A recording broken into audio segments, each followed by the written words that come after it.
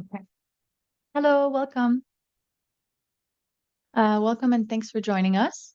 You'll find a live interpretation button at the bottom of your screen, and so you can click there and select French if you need it. Bienvenue et merci de vous joindre à nous. Si vous souhaitez activer les sous-titres en français, vous pouvez cliquer sur le bouton des sous-titres pour un affichage en français.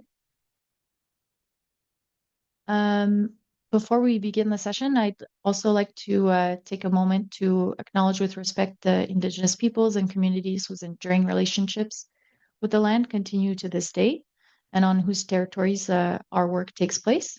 And so if you're willing to share, we'd love to know in the chat where you're joining from.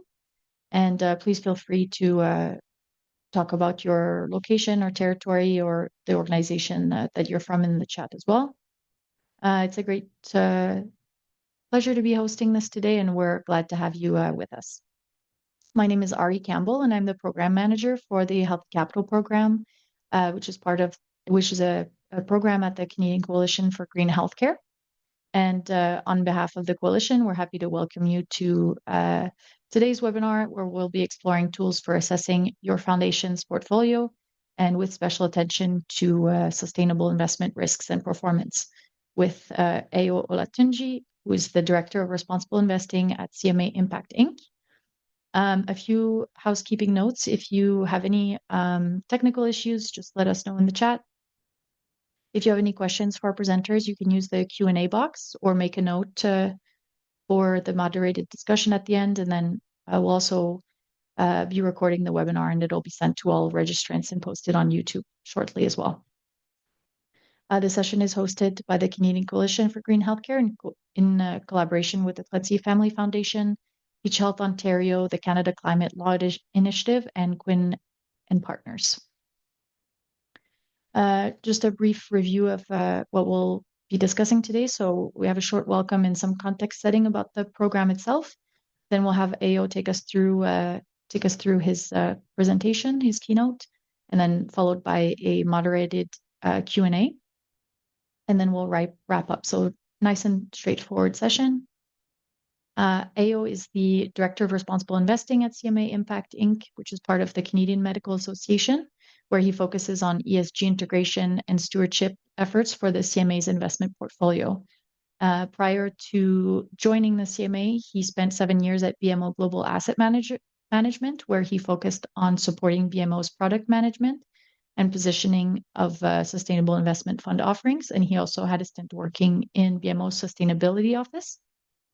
Ayo earned an undergraduate degree in economics from the University of Manchester in the UK and has a master's in finance from Queen's University.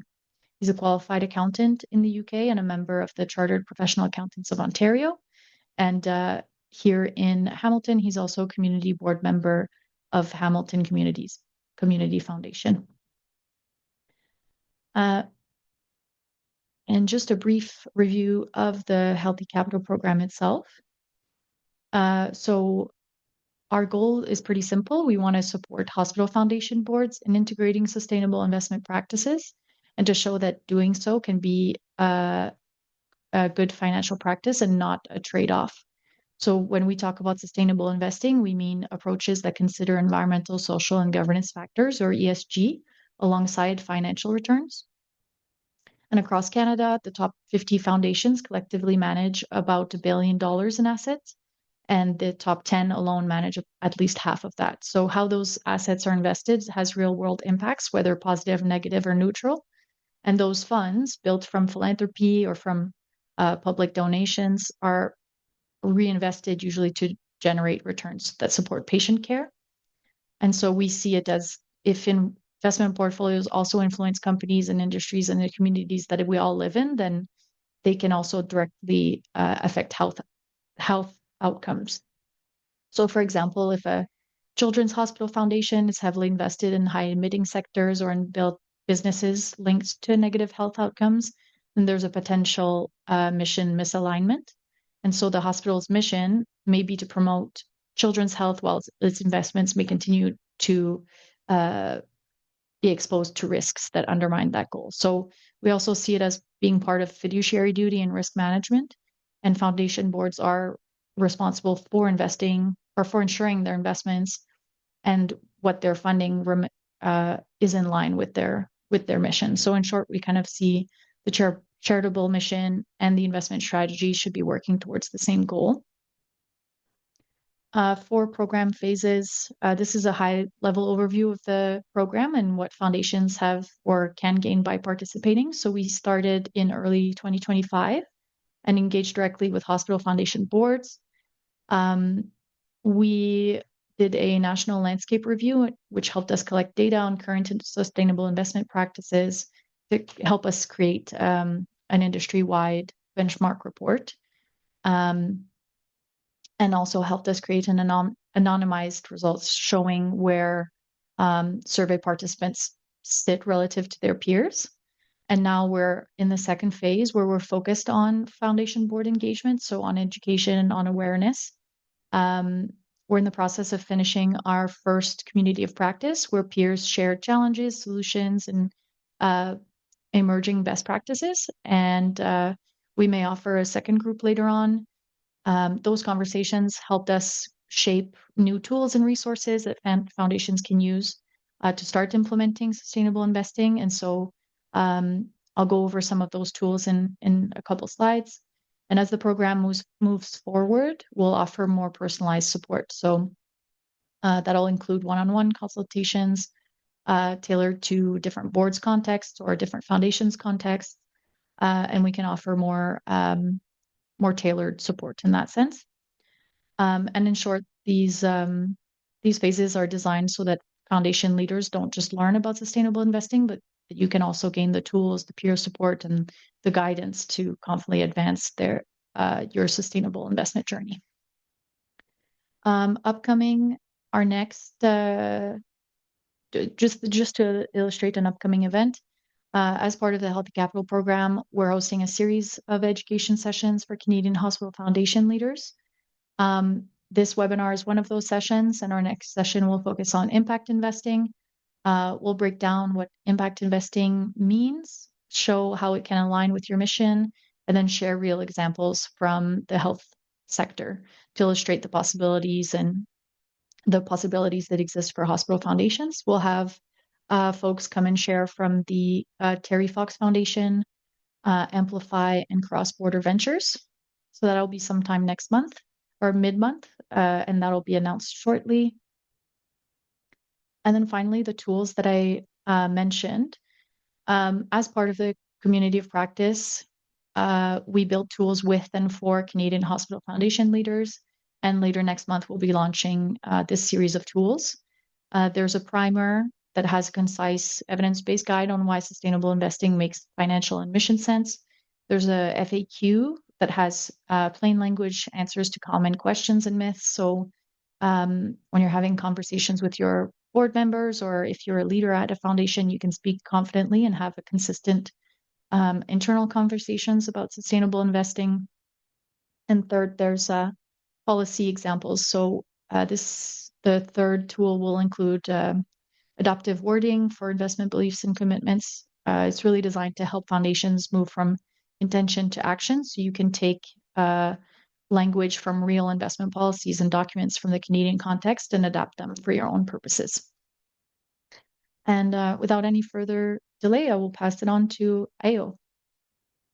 Thank you, Ari, and thanks everyone for joining us, and good to see some familiar faces and also some new ones. And just really wanted to start by echoing what you mentioned, Ari, around the numbers which you shared of those involved in the Healthy Capital program. I think as foundations, as asset owners more generally, we all hold a unique position with the power to influence managers, their policies, their practices in relation to responsible investing overall, and particularly in relation to climate and health. It's important to acknowledge that some asset owners may be considerably smaller, some may be larger, and some may have more significant moral weight in terms of how they can influence managers. But there is power in numbers. and collectively we can initiate change within these asset managers. I think it's also important to acknowledge that relationship with asset managers vary dependent on the asset owner type, how those assets are managed, what type of account you're in, and how much opportunity there is for influence and direct engagement with those managers. In all situations, in spite of everything above, in all situations, asset owners do have the opportunity to leverage these relationships.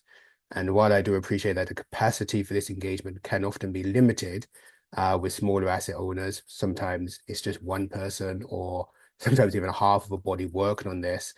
There are resources out there to do a lot of the heavy lifting for us. So with a little bit of luck, at the end of this session, what I'm hoping is that some of you can leave with some guidance and some steps to begin engaging with their asset managers as the next step.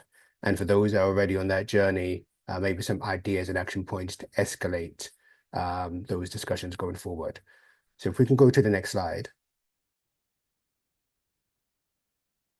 So we're going to get started with some resources which are freely and publicly available, which I think are within the scope of all asset owners to leverage to help gauge the commitment of their asset managers towards climate and sustainable investing more generally.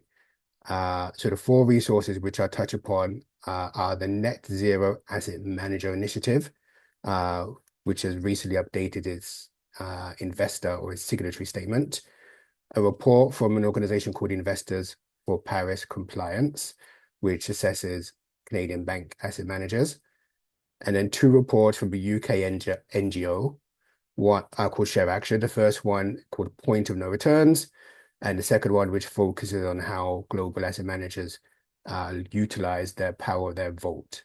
And that's called the Voting Matters Report. So Ari, we'll go to the next slide, please, and we'll get started on NZAM.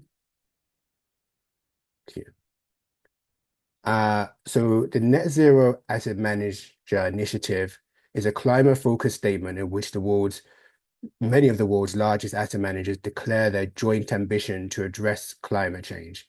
It has undergone some significant change recently, so the commitments to this statement are somewhat watered down, and I think that's actually an opportunity for many other asset owners to join. What I'd advise many asset owners to do around this call is to check if your manager is a signatory to this, because it's a very strong signal for an asset manager of their climate commitments. It's a key indicator that our managers are continuing to prioritize climate action as part of responsible investment priorities and are remaining accountable and transparent around that.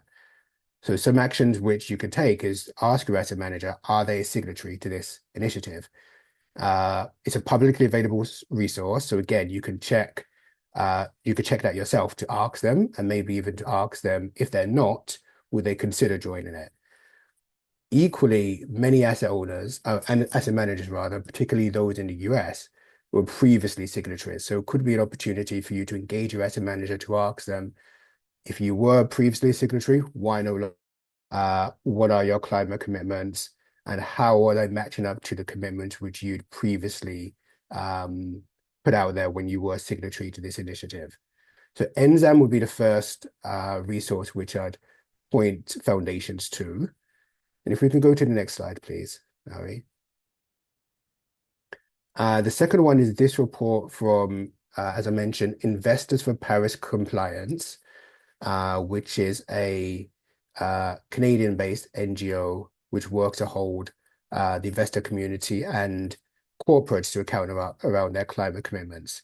So in 2025, Investors for Paris Compliance, or I4PC, they put out a progress report focused on the bank-owned asset managers. So those asset managers in Canada owned by the large banks.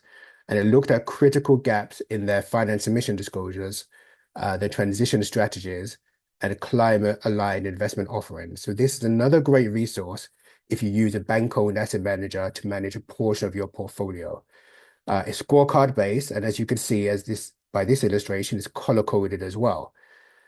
An investor could use this document to ask their bank-owned asset manager precise evidence-based questions that test really whether their climate commitments are credible, whether they are aligned with real-world emissions reductions and the robustness of their financing practices. So again, I think some of the steps which we can take here are asking our relationship managers of these banks which of these targets and commitments the bank has published, and use this to engage in a wider dialogue with the asset manager. Doing this does send a signal. It does send a signal to the banks that we as asset owners and foundations are concerned about this and that we are taking it seriously. One thing I will mention is that this statement was, or this document rather, was released just over a year ago now. So it is a little bit dated, but I actually see that as an opportunity. Many of the banks may say, well, this is outdated. So ask them, what has changed? What has changed year over year? Maybe one of the asset managers you use is assessed as a red around their strategies, for example. You can ask them, what's changed year over year? What would it take for you to move to an orange or to a green? And it's really good also for making bank versus bank comparisons to identify leaders and laggards in this regard. Next slide, please, Harry. So very similar to that report is this report from ShareAction, which is called Point of No Returns. ShareAction are a UK NGO working to improve corporate asset manager behavior around ESG, and they do put out some very compelling documentation. So this report, Point of No Returns, ranks 76 of the world's largest asset managers, and it looks at their approaches to RI. Unsurprisingly, it found that progress is stalling and that the industry is still failing to invest responsibly. Similarly, this is another great resource to benchmark your asset managers against others, particularly when you use non-Canadian bank asset managers. So the scope of this is global in nature in terms of the asset managers they look at. You could use this to test their claims. If your asset manager says it's a leader in climate, does this marry up to the assessment that's provided here by ShareAction? Challenge them on their willingness to set time-bound commitments. We also use this document as inspiration for questions to ask to asset managers. We use it to ask them closer questions around their climate change and biodiversity commitments, what they're disclosing, and how they're reducing some of their particular impacts as well. As managers, it's very important for us to ask the asset managers where they might sit in this ranking. So we just showed the top 5 here, but as I mentioned, it does go down to number 76. If the climate discussion with your manager is already advanced, maybe switch it up a little bit and ask them a couple of questions around their biodiversity commitments. One of the key findings from this report was that asset managers urgently need to develop nature-related sector policies around areas such as fisheries and agriculture, for example, as well as mining and chemicals. So one could use this report to delve deeper into those questions with your asset manager. Next slide, please, Harry.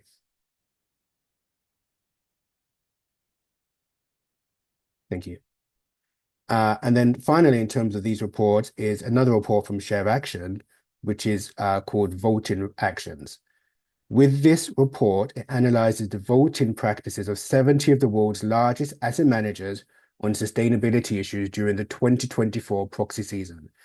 This report is produced biannually, so the 2025 backwards-looking version will be published, I believe, shortly. But again, the trend will be similar. When this report was conducted, only 1% of the almost 300 environmental proposals which were tabled at companies actually passed, which is significantly down from the high levels of 2021. For most asset managers, or for most asset owners rather, our asset managers still continue to execute our votes. So I think this is really, really important to make sure that we're assessing how those asset managers are voting your shares on your behalf. So again, I think you could use this to look into areas such as benchmarking your asset managers against other asset managers. Which asset managers are leading, which asset managers are lagging, and challenging your asset manager why they're not higher up this table. You can also ask them whether they vote in line with the collaborative initiative that they're a part of. Many asset managers rather, will be signatories to groups such as Climate Action 100, for example. Are their votes reflecting the engagement commitments that they're putting out there? This report will help to answer some of those questions. And I think also what's usually, or what often works very well is using a couple of high profile shareholder resolutions at a significant company in your portfolio and asking them to walk through their rationale. Why did they vote against that particular shareholder proposal? What would it take for them to support that proposal? And I think having that conversation with asset managers really helps to send a signal to them that you're looking at it very closely and that it's important that we understand as asset owners how our votes are being cast. Next slide, please, Ari. And once more. So all of that is great, but how do we actually do that in practice? How do we have those conversations with our asset managers? So I put together a couple of ideas here in terms of what's worked for us at the CMA. The first one would be around annual due diligence. If you do an annual due diligence of your asset managers, encourage you to include ESG and climate related questions as part of that. You can prioritize which questions you ask. Sometimes there could be question overload, and the answers which come back are relatively boilerplate. So I'd encourage the notion that less is more. Really pick the points and the questions that you want to ask. And if it's a question which you've already asked in previous years and you already know the answer, maybe pull that question out and add in a different question. Pick a mix approach. So SHARE, the Shareholder Association for Research and Education, put out a really, really great document which has a laundry list of questions which can be asked to asset managers. Again, pick and choose the questions from them. Very modular in nature. One doesn't need to choose all the questions, but be very, very selective.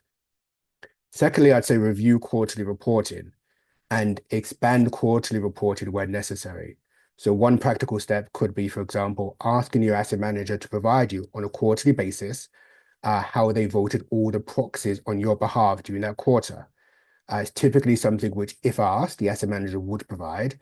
If quarterly is too much, is too high of a cadence, potentially look to get that done annually. And again, look through how they voted, see where they voted in line with company expectations or when they voted against it, and use that to have a conversation. Thirdly, I'd say request holdings level data. So again, looking at a couple of companies that are in your portfolio, particularly the long-term holdings or the long-term positions, and asking your asset manager whether they've engaged with those companies. When last did they engage with that company? How they voted at the resolution at the AGM of that company. You could also ask whether they're voting for and against the directors of those companies if they are a laggard on climate and biodiversity issues. And finally, we'd mention conducting watch list reviews. So as you consider managers for their risk and return and their traditional kind of portfolio metrics, include ESG in there. If they are a laggard from some of these areas, from some of these reports which we've highlighted from ShareAction or from Investors for Paris Compliance, consider integrating that into your scorecard where you assess the performance of managers, or whether they're on a watch list or whether they're on review for potential substitution. So going to the next slide, Ari. So now we're going to look at a few tools which are available to look at the portfolio characteristics of your portfolio overall. And we group these into three areas: ESG ratings, which could be expanded into being ESG data, portfolio climate engagement, and proxy voting. So we'll start with the ESG ratings providers, Ari, on the next slide.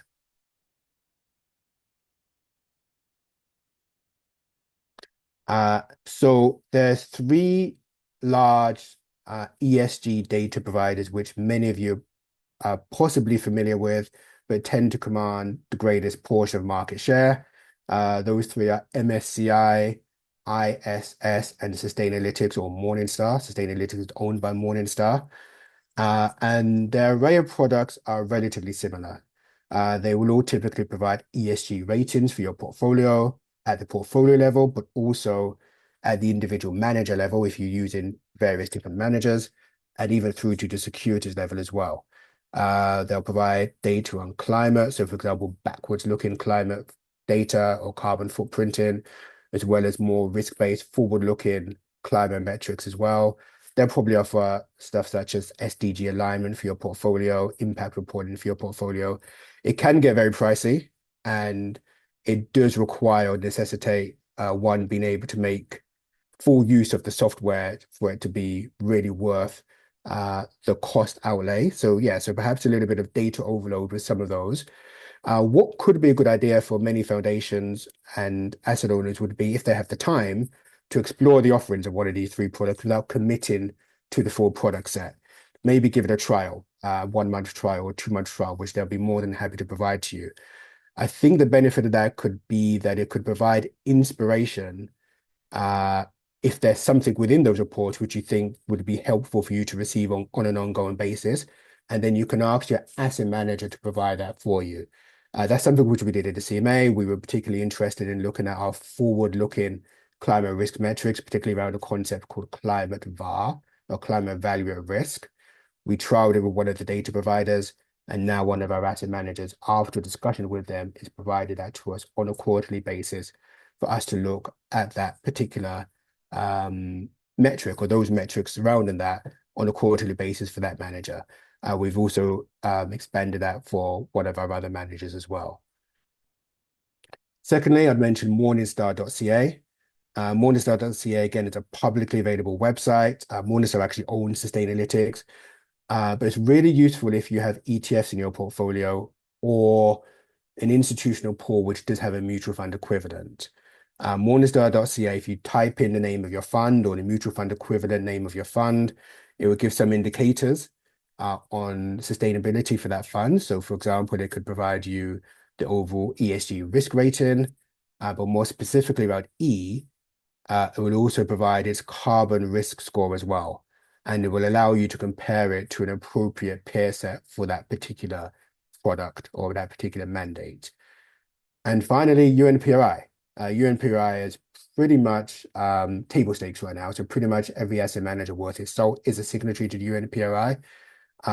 Two main reports which come forth from UNPRI's being a UNPRI signatory. One is a transparency report, which is designed to be public, and it discloses what the manager discloses about what the manager has published around sustainability.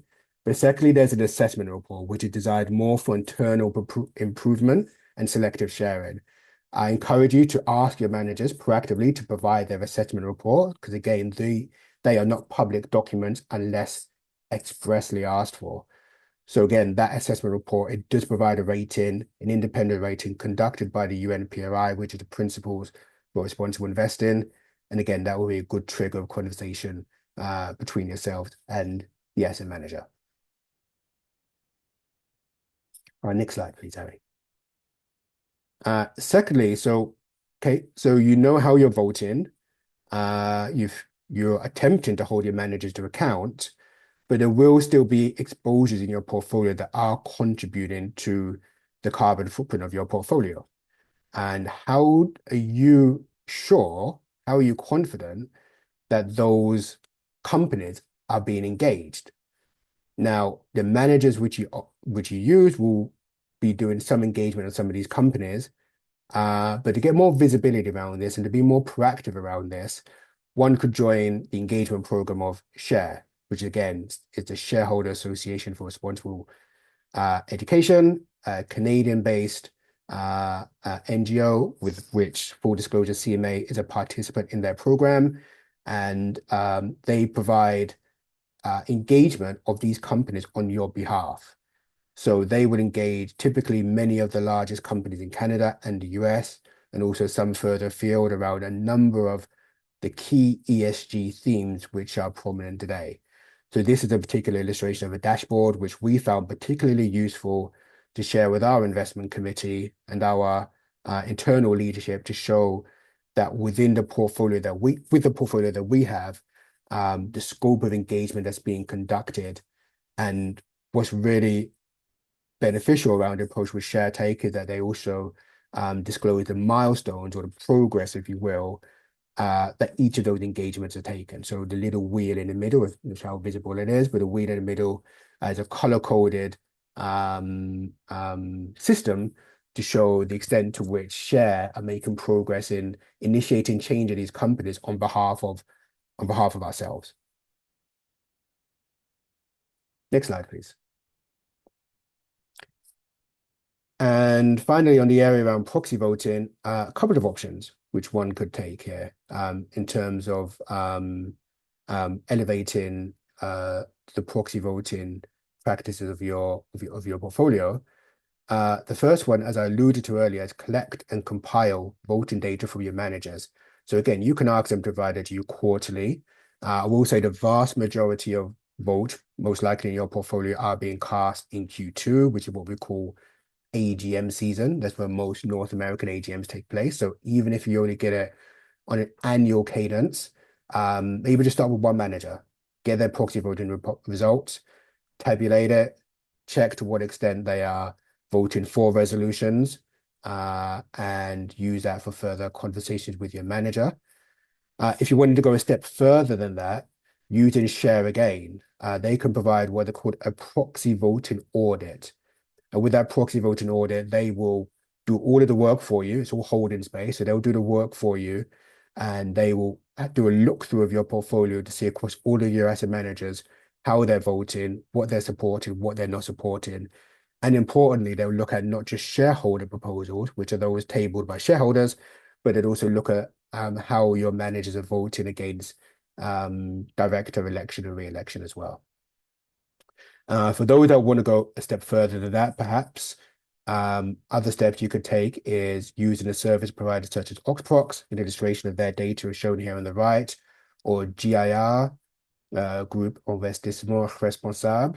And this could enable you to develop your own proxy voting guidelines to ask your managers to vote in line with those guidelines themselves, or using GIR to execute those votes for you. So that's a step which we've taken at the CMA, where we've used Share, used GIR, used some of the open resources available to encourage, or to push rather, to vote more proactively on the resolutions which we're eligible to vote on. Next slide, please, Ari. So finally, from my side, we want to have a look now at the carbon footprint of your portfolio and how you can assess that. So a couple of examples here which I provided, which I think would provide some inspiration to those who have not started on this journey, particularly from the endowment section. So York, Simon Fraser, and Queen's University. I think they all have right-sized carbon footprint disclosures, which one could look at as a starting point, as opposed to looking at some of the larger, if you like, mega plans or some of the larger pension plans who are a little bit more advanced and have more resources than many of us do.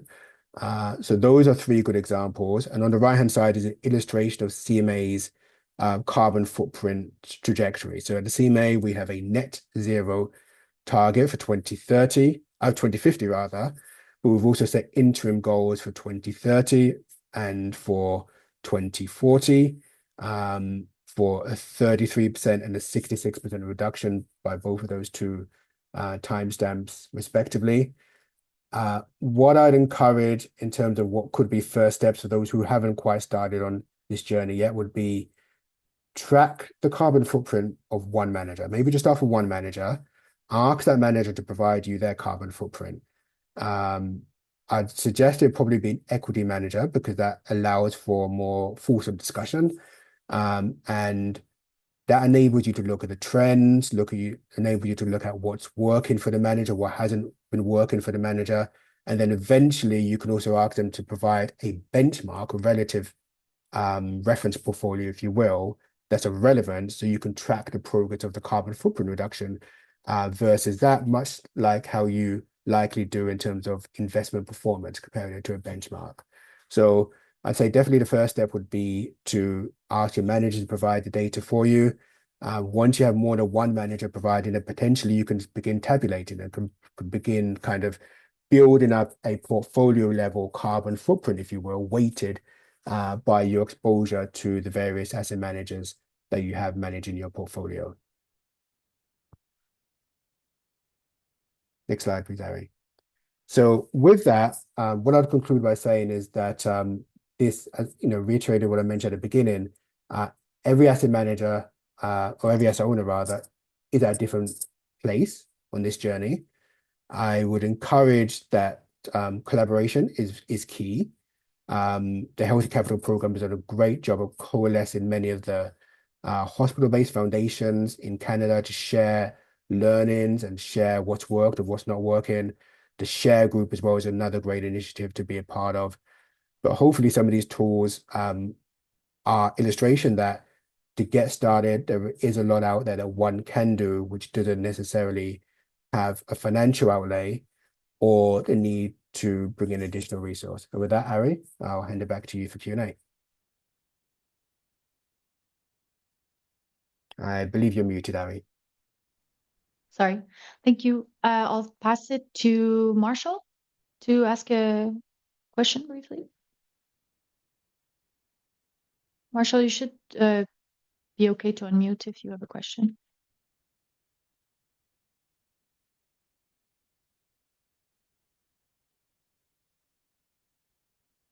Okay, maybe I'll leave it for now. If you have a question, you can raise your hand or you can ask in the Q&A and we can try and address it. Oh, Marshall, I saw you unmuted.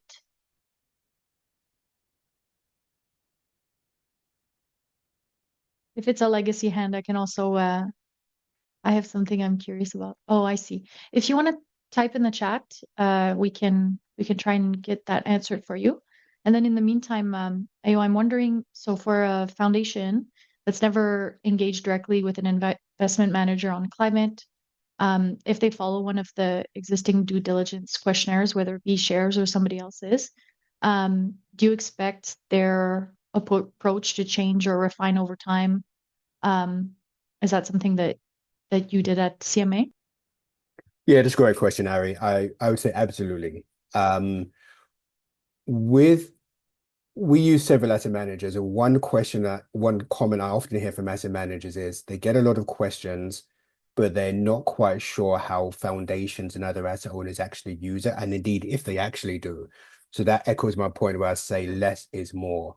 I would say over time, what I expect to see is the questions be more refined and be more pointed because you're gaining and you're developing institutional knowledge of your asset manager. So avoid repetition of questions, if you will. So a typical question in a DDQ might be, for example, how do you integrate ESG into your security selection process, for example? Once that's been asked the first year, maybe the second year in a DDQ, I'd consider that as banked knowledge. Use that real estate, use that space, use that mind space, if you will, to ask a more pointed question. Oftentimes when you get a response back from a manager in 1 year, you can use the next year's DDQ to ask a more detailed question about something that they provided in that answer. So yeah, I say definitely a smaller number of questions and spend your time reviewing those answers and challenging them on the answers that you're getting back. And I expect that to evolve as you go through the annual DDQ process over multiple years. Thank you. I see Marshall's question. How do equipment assets come into play for carbon footprint? I'll answer that in the sense of public markets or equipment assets. Maybe I'll answer the question more broadly. When you're looking at the carbon footprint of your portfolio, there's the public market section and the private market section. With the private market section, the data I would say is not as advanced, not as standardized, maybe not advanced, not the right word, but less standardized than in public markets.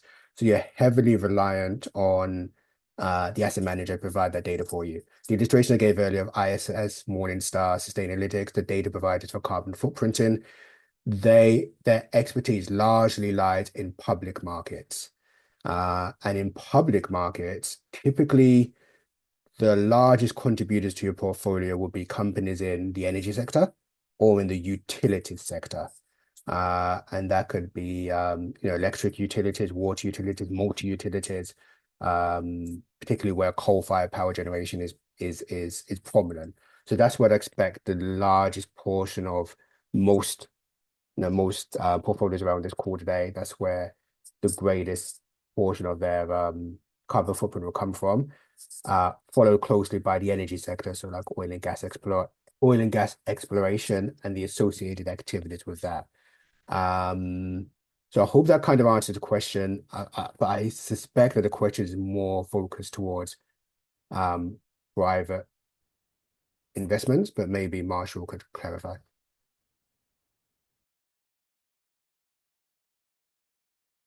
Maybe while we wait for any more questions, feel free to raise your hand or comment in the chat, and we can look to get that answer for you. So you touched on carbon footprint. At what stage of the ESG journey does it make sense for a foundation to start measuring that? And what does maybe good enough look like for a mid-sized foundation? So somewhere in the 50 to $100 million range. Yeah, great question. I would say maybe echoing what I mentioned earlier, starting with, I'd say the best time is now. And as cliched as that sounds, because one can generally start with small steps. If I was to provide encouragement or inspiration, there's one thing for attendees to remember is that we pay our asset managers, we pay them fees. And there's no valor in being shy and timid in terms of the questions that we ask of them, and leaning on them to provide us additional data points, additional information above and beyond the standard. So generally just reaching out to one asset manager, maybe your largest equity manager, and asking them to provide a carbon footprint scorecard for their portfolio. It's a practical step, which quite frankly, we could all take tomorrow. And I imagine there might be a little bit of iteration around that. As they provide a first report for you, they'll probably reach out to walk you through it, to make sure that you understand it, make sure you understand which data points are relevant, which ones are, how to interpret that report. So sometimes that is an ongoing conversation. But the benefit of doing that, Ari, is that once you've done it for the first manager and the second manager, you see things that you like in one report, and you can ask the other asset manager to provide it for you. The second thing is that most asset managers are probably providing something similar to other asset owners also. So it's not burdensome at all for these asset managers to provide that greater level of transparency.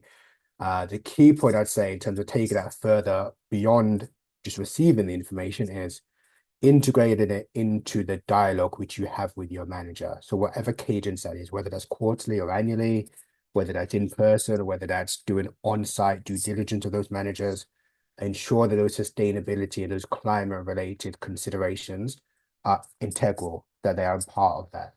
So I'd say for mid-size or for small-size foundation, just start by asking your asset managers to provide it for you, and maybe just start it with your biggest asset manager. That's the first point. Thank you for that.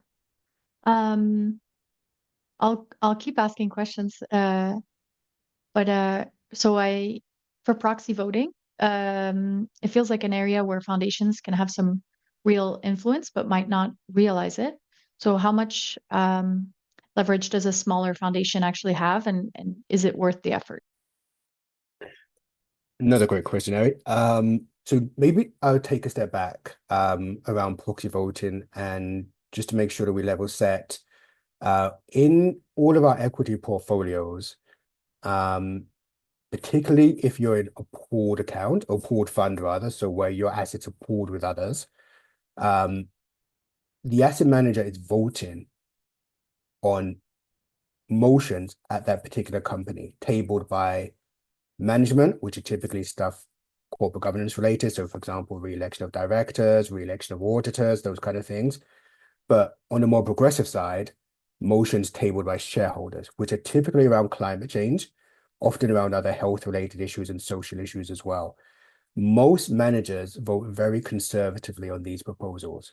To give an illustration, Ari, the biggest four asset managers, who I won't name, but the four biggest global managers, one finding from the ShareAction report is that if they would have supported um, most of these motions, many of them would have carried, many of them would have passed.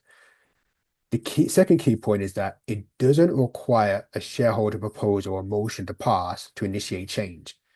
Sometimes just getting a high number sends a signal to the company that this is important to investors. So taking that further down the chain, Ari, that's why I think it's very important for us as asset owners, us as foundations, to ask our managers how they're voting our shares. Ultimately, they're our shares, how they're voting them, and to send a signal to them in terms of how we want those votes to be voted. Um, does it immediately make an impact? Not in the most not in the most visibly evident sense, but over time it does send a signal to their manager in terms of the importance of that. In my organization, we've actually developed our own proxy voting policy to ensure that all of our votes are aligned with our mission and our value. But before that, we were going through the process of doing an annual due diligence of how our votes would be, particularly on climate change, how our proxies were being voted, and explaining to our manager how we wanted our votes to be cast. On one occasion, they did take that into consideration and did actually change their vote. Now, that wasn't just due to me having a conversation with them. Obviously, that was a culmination or, the collective um, um, guidance that they were receiving from many of the other asset owner clients. But it's very, very important to use your voice as a signal on a small number of those proposals so that the asset manager knows that it's important to their clients. That makes a lot of sense. Um, and kind of speaks to the aggregate power of more people asking those important questions. Um, I guess in to kind of take us uh, to our ending note, or what's one thing that hospital foundations, excuse me, could realistically implement in their approach in the next year, let's say, if they had to pick? I'm going to cheat, Harry. I'm going to go with two. The first one would be to and sound like a broken record, but asset manager, asset manager, asset manager. Begin the dialogue with your asset managers. Begin receiving information from your asset managers. Again, you can just start with one, and you'll see within a year, um, the conversation which you have with that manager will be a lot more elevated than it is most likely today. So that's the first step, which I think um, can be taken. And secondly, would be collaboration with peers. So the Health Capital program is fantastic for that.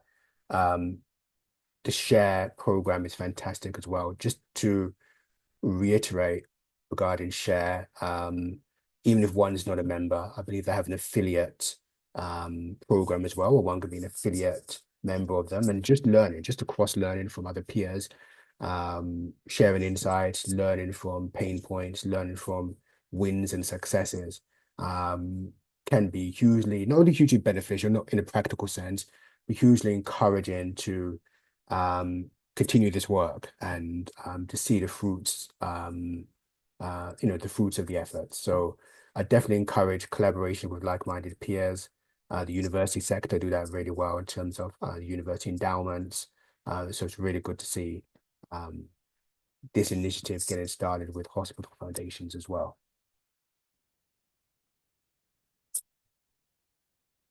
Amazing. Thank you so much. Well, I'll stay on until the end of our uh, previewed time. So I'll stay on until 1 p.m. if anyone has any questions. I just want to say thank you so much, Ayo. I think that was really practical and grounding and really gives a good understanding of the spectrum of things that foundations can try out and refine over time. To everyone that joined us, I really thank you for being with us today. And whether you're just starting to think about sustainable investing or if you're already a few steps in, I hope that today gave you at least one new tool or question to bring back to your board. Um, a few things to keep on your radar. We'll be launching those 3 open source tools next month in April. So that would be the primer, the FAQ, and the policy examples. So they'll be freely available for any foundation to use and adapt. And then we'll also have our next education session coming in April, focused on demystifying impact investing for hospital foundations. So watch for that announcement. And if anything from today sparked questions, or if your foundation is interested in learning more or personalized support, please don't hesitate to reach out to me directly. Thanks, everyone. Take care.